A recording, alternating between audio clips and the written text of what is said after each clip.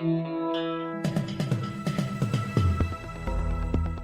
listening to the Betoota Advocate's weekly news wrap on Desert Rock FM 96.5. G'day, I'm Bruce Hitchcock, and you're listening to the weekly Betoota News Bulletin, brought to you by Australia's favourite chocky bicky, Tim Tam. Grab some Tim Tams for the chance to snag a golden Tim Tam packet and win one of 3 wishes worth $100,000. Here are some of the top stories from the Betoota Advocate, Australia's oldest and most respected newspaper.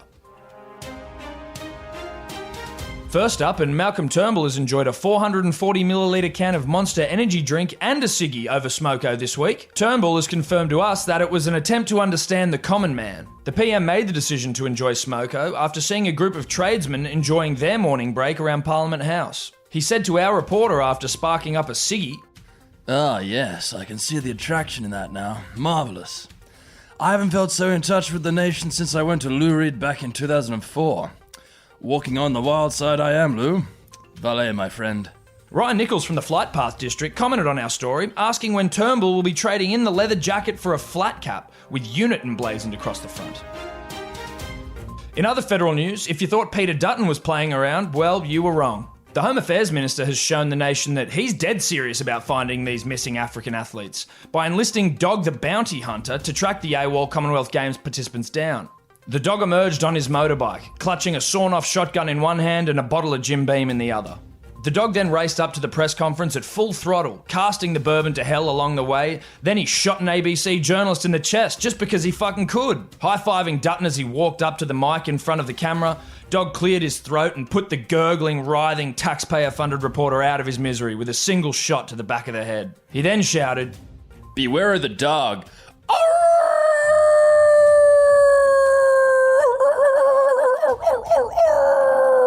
Dutton left shortly after the shooting, in a press conference that will be sure to send shockwaves through much of the media community.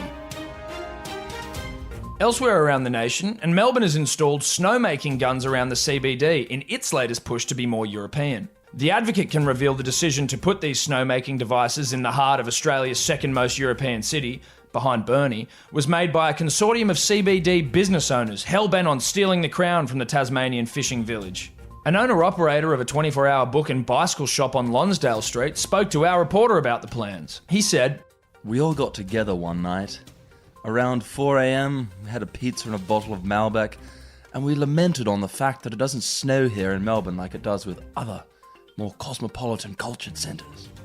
Young Pauline Catt from the latte-loving southern city commented on the story, saying she knows which 24-hour book and bicycle shop started the whole thing. She said it was the one where she bought her recycled bamboo bike and often visits at 3 a.m. to read Camus. Now, spoiler alert, the next new Avengers film features a hero who uses a keep cup. While fans of the Marvel Cinematic Universe remain shook over the ending of Avengers Infinity War, a recent leak has revealed the next Avengers film will feature a new hero whose power is using a keep cup when he orders coffee. Reaction from the comic book community's been mixed, with diehard fans hoping this new character will stay true to the storyline and the original comics where the anti-hero known as the Keep Cupper struggles with his battle against smugness and keeping his cup clean between uses. One comic fan told us that he hopes Marvel will draw inspiration from the early 90s Keep Cupper series, where he tries to save refugees fleeing a war-torn country by talking about it, or when he asked the Avengers to sponsor him for the 40-hour famine. Back home in Betoota now, and a mature-age student has managed to survive an entire lecture without asking a single question. The 46-year-old Bachelor of Arts student Graham Trevette said that for once he didn't question the lecturer because he'd found the professor actually knew more than he did. In the sporting world, and Queensland State of Origin coach Kevin Walters has admitted to our reporters that he may as well fucking retire now too. The successor of the grade 8 straight coach that was Mal Meninga sat down with our reporters in an exclusive interview after the Cameron Smith news, telling them that he's thinking about calling it a day. He said, "Yeah, look, Cronk and Thursday last year, Smith this week. Billy can't even walk through the security screening at the airport without setting it off. You know, Sam Thaiday called me just before. He told me he can play hooker and would be a good utility player. These next few months are going to be tough. I think I could be done with the Maroons." Dave McPherson, a reader obviously from down south, left a comment on our story asking who'd be refereeing Origin now that Smith has retired. Righto, Dave, you fucking sore loser. Anyway, that's it for the news wrap this week. Thanks for listening.